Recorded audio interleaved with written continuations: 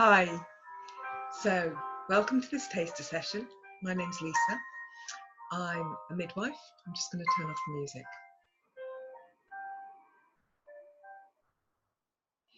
I'm a midwife, a mother, a lactation consultant and a woman's coach, in addition to being a KGH teacher and trainer. So the purpose of this session is to give you a little bit of a flavour about what KG Hypnobirthing is, work out whether I'm the right teacher for you, and whether it's a course that you want to do. So it won't take very long, probably about half an hour, and then if there are any questions, I can always answer questions and do a short relaxation at the end. So firstly, I'd like to tell you a little bit about me. My name's Lisa, as I've just said, and I'm a midwife. The reason that I love hypnobirthing so much is that as a midwife, I'm really passionate about women having fantastic woman-centered care, that they know what their choices are and that they can get the best out of the system that we find ourselves in, because we're very lucky in the UK to have a fantastic health service, but of course it is stretched rather too thin. So although our care is free at the point of delivery, it can sometimes feel a little bit impersonal. And during childbirth, it's going to be one of the most special days of your life. You're going to meet your new baby. It's a very, very personal time. And so getting the best out of the systems, getting the best out of your healthcare providers is really important for most women. And I'm passionate about that as a midwife. And one of the things that's really wonderful about the hypnobirthing course is that women do learn, they learn to trust themselves. They learn just how amazing their bodies are. Men's bodies are amazing too, but for the purposes of growing, birthing and feeding their babies, it's the female body that we're thinking about. So they discover just how amazing their bodies are, how perfectly everything's set up, what they can do to maximize that, how they can navigate the system, communicate with their caregivers and get the very best birth for them. And when I say the very best birth for them, that doesn't necessarily mean a home birth or a vaginal birth or whatever. Hypnobirthing works for women who are going to have all sorts of different types of birth. And we'll come to that in a little while. So it's I think it's a really thorough, really good course to ground you in all you need to know to have the best, most relaxed pregnancy and look forward to your birth and get the best out of the systems that we've got. So what is KG hypnobirthing? Well, what's hypnobirthing to start with? Lots of people get put off by the word hypno, and they imagine something like stage hypnosis or something like that. There are no pendulums involved. Nobody's going to make you cluck like a chicken. It's just not that. All of those things, when you see them on telly or on stage, people have carefully selected for that because they're there for entertainment, and they're happy to be part of that entertainment. So they're screened very carefully. Nobody through hypnosis can make you do something that you don't want to do. So at some level, those people on those entertainment shows or entertainment programs, they're quite up for, dancing on stage or clucking like a chicken or making a bit of a fool of themselves. They're up for that at some level. Nobody can force you to do anything with hypnosis that you don't want to do. So that's the first thing. Many people use hypnosis for weight loss or giving up smoking. I didn't deliberately use it for this, but I haven't eaten chocolate in not quite 2 years yet, but I haven't eaten chocolate for a very long time. And friends are amazed because I used to eat tons of chocolate, and I didn't specifically use hypnosis for that, but I think it was hypnosis that I was using for something else that has actually just made it so that I'm not bothered by chocolate anymore. I gave up chocolate before for a long time and it felt like I'd given it up. Now I just feel like a person who doesn't eat chocolate. Very different. So hypnosis works on our deep subconscious levels, but really the tools of hypnosis are just words that we use in quite specific and careful ways. But that's all it is. It's just words. There's a little experiment for you. If you need to ask somebody to get something for you, what we often say to our partners, maybe as they're going out of the house, don't forget the milk. And by using words in that way, don't forget, we've actually just primed them to forget, because the mind is funny and it doesn't really hear the don't bit. We do on a conscious level, but it doesn't really sink in. So they forget the milk. If you want somebody to remember something, it's better to say to them, darling, remember to buy milk. Remember to buy milk means they're much more likely to do it. And I taught a client last year who the partner worked in a building site and needed to remind his staff to wear their hard hats a lot of the time. And he'd been saying, don't forget, don't forget, don't forget. And after our session, he went to work and started saying, remember to wear your hard hat, remember, remember. And he said it improved things massively. Tiny little words. So that's what the tools of hypnosis are. They're words. And words can have an effect on our body. Words can definitely have an effect on our body. So we've all had that experience of, laughing when we shouldn't have done because somebody said something funny, or being embarrassed by something that's been said and having that type of a blushing reaction just to words. So right now, what I'd like you to do is just hold both your hands out in front of you. So I'll try and do it head onto the camera so that you can see. So stand with both hands out in front of you, nice and even. I haven't got a mirror image, so it's a bit hard. So keep them nice and even. Close your eyes. And what I'd like to say to you is, your left hand feels like it's holding a lot of heavy weight. Maybe shopping bags. Maybe there's something hanging from your wrist. Something very heavy. Very heavy indeed. You can feel it pulling your left hand towards the ground. And yet your right hand has got balloons tied around the wrist. Helium balloons. It feels very, very light. Very light indeed. Now open your eyes. And can you see what's happened? This is my left hand. And this is my right. My left hand has sunk. I wasn't doing it properly. My right hand has risen. Just using words. So we explore that a lot on the Hypnobirthing course, because it's really good to get an understanding of exactly how those words are affecting you and the effects that they have on your body.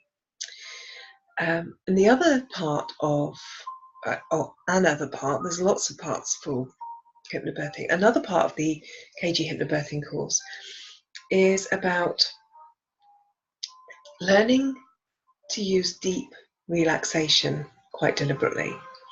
So all of us hit that state of deep relaxation at least twice a day. So I'm just trying to make those lights a bit better. That's a bit better. At least twice a day. So as we're drifting off to sleep at night, we get into that beautiful, dozy, dreamlike state.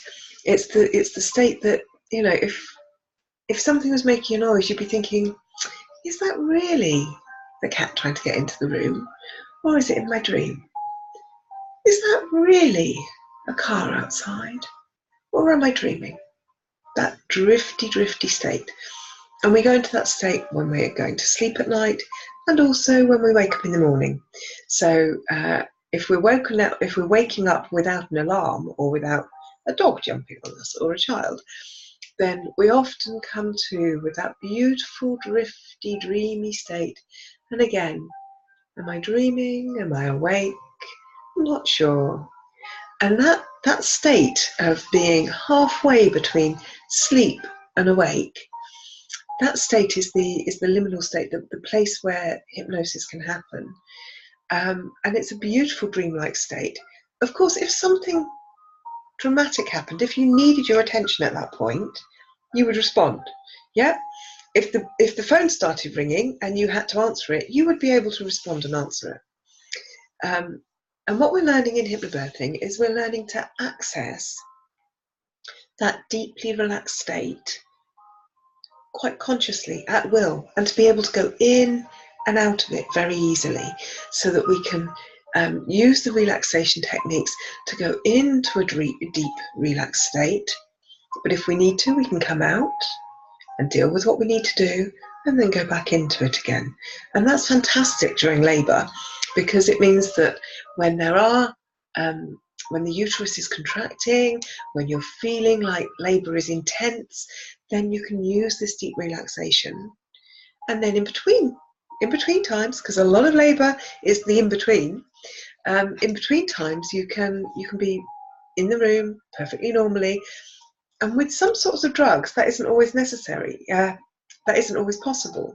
So with gas and air, for example, you can do that because the gas and air goes off quite quickly in between.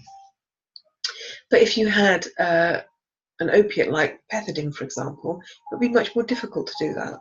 And if you have something else like an epidural, then that has other effects on not being able to move around so easily. So using these sorts of relaxation techniques allows you to enter a deeply relaxed state when you need to, and come out of it when you need to very quickly.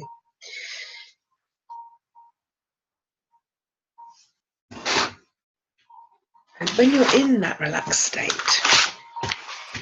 we can then use words and affirmations to release fears that you may be holding about childbirth or pregnancy or motherhood or fatherhood or being there for your partner. So while you're in that deeply relaxed state, it's a way of bypassing the conscious mind, our thinking mind, and getting down into that deeper subconscious area where we hold a lot of beliefs and thoughts that we may not really articulate very well, but they're there affecting our behaviour. And in our modern society, we are surrounded by images and thoughts and stories about how difficult childbirth is and about how dramatic it is. Everything you see on the telly around childbirth is very dramatic. It's like, everybody's running around, or there's mad dash and hurry and urgency. So we have perhaps those underlying beliefs about birth hidden in our subconscious. And yet that isn't the sort of birth that I see when I'm supporting women who are healthy, well prepared, well supported women in birth. Birth can be rather dull. It's always a miracle, but it's not necessarily very dramatic. So yeah, always a beautiful, beautiful miracle.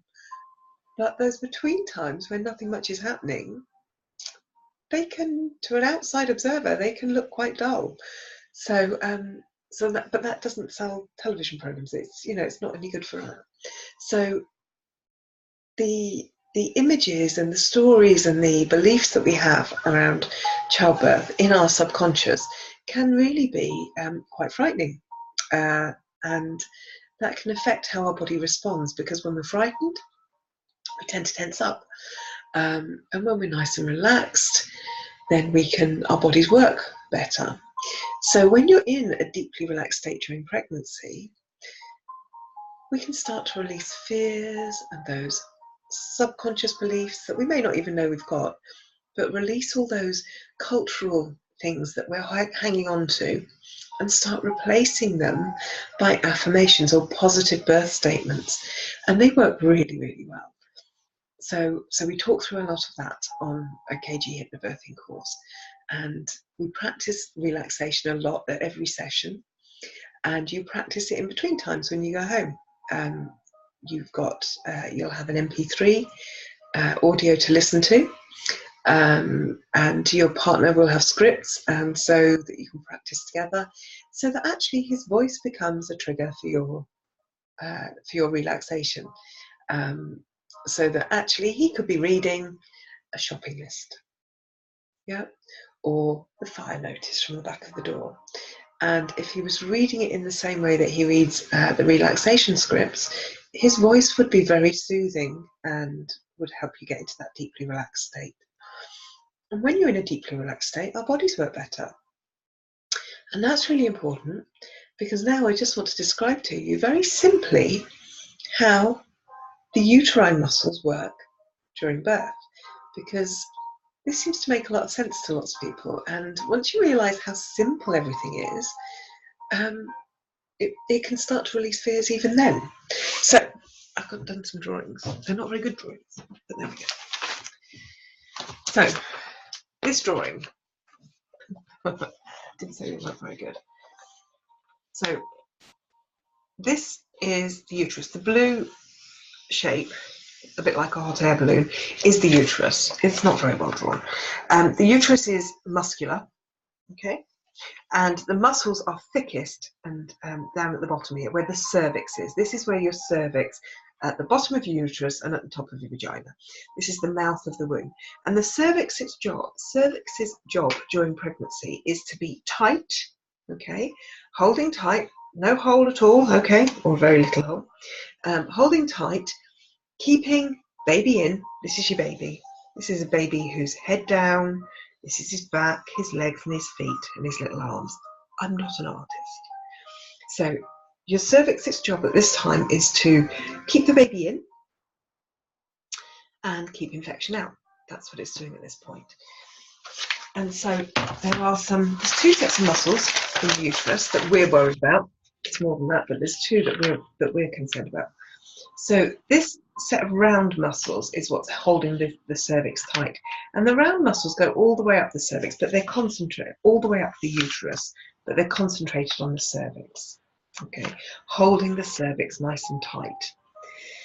And then there's another set of muscles that go over the top. These are a bit like the lines, the ropes on a hot air balloon. And their job is to pull, okay, to pull up. And while they're pulling up, they're bunching here, and they will move the baby down. But if these ones are holding tight, you can imagine that would be quite uncomfortable. If you've got one set of muscles holding tight and the other one's pulling on them, that's going to be uncomfortable. Muscles in our body work in pairs. So if I want to bend my arm, I squeeze or contract or tighten this muscle here, and these ones at the bottom, they release and lengthen and relax. Yeah, does that make sense? Now, if I want to go the other way, these ones squeeze and tighten. Yeah, and the ones at the top release and relax.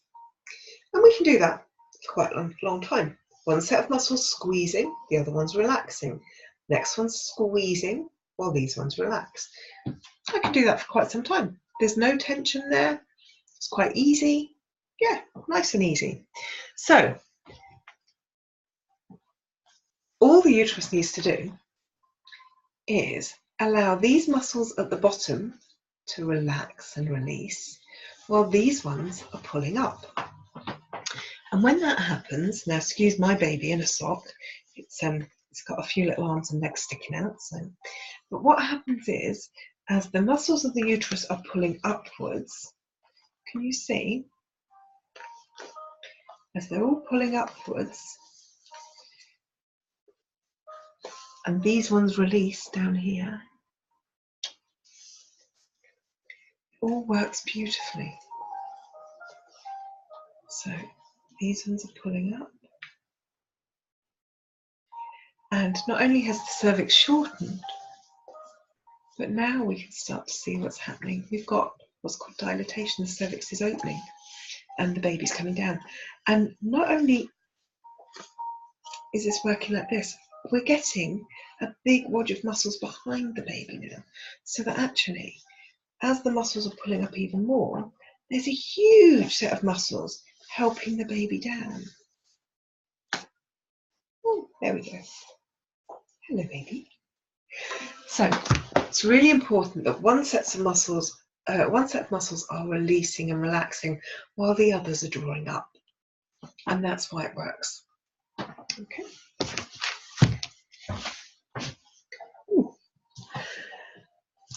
And keeping our bodies relaxed and tension-free can help allow the body to work in that efficient, natural way that doesn't cause difficulties. And one of the ways that we can help our bodies remain relaxed, so we learn the relaxation techniques, but another way we can do that is by helping to keep our body in a calm, relaxed state known as the parasympathetic nervous system. So, and we do this quite naturally. One of the ways we do it is by breathing deeply and slowly. We often do this ourselves if we're nervous or anxious about something. We will tend to slow our breathing down, and so that's one of the techniques that we learn during KG Hypnobirthing. We learn to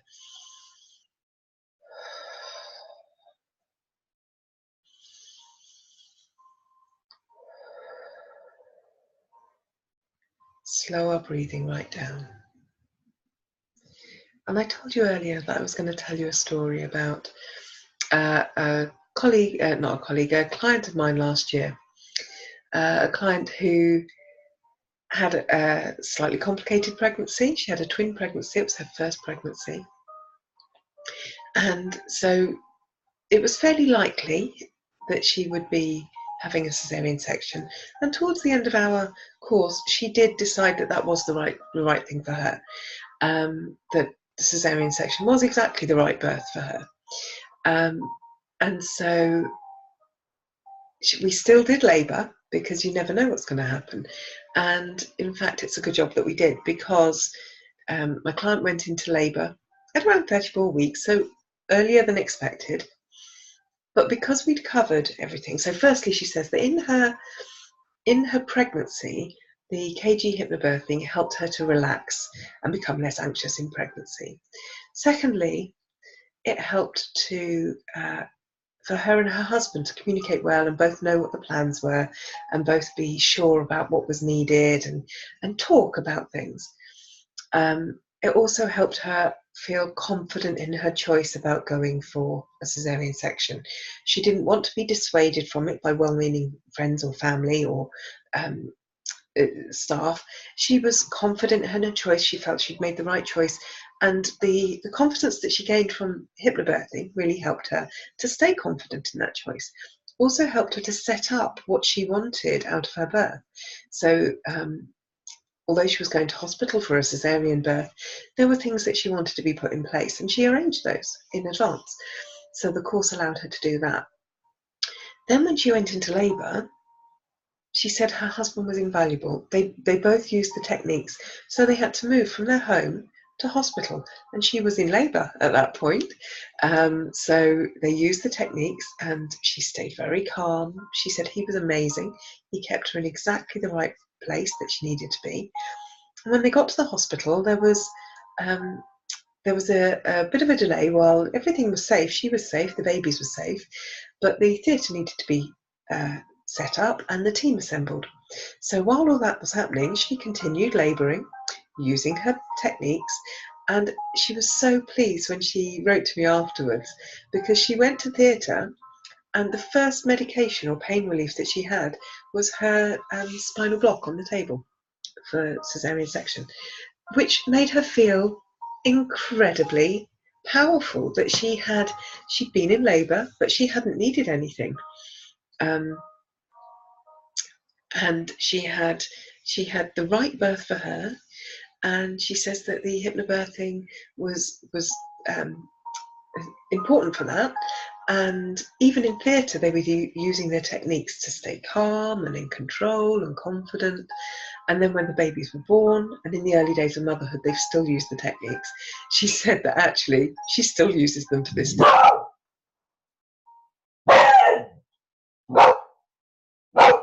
Thank you, Beans. So when I said that it doesn't have to be just for vaginal birth, women who are planning all sorts of births choose hypnobirthing. It's very, very useful. I'm going to stop now, stop the recording, and I'm going to read a relaxation to you. But for copyright purposes, I can't record the relaxation. So, so if you just hold fire while I just stop this.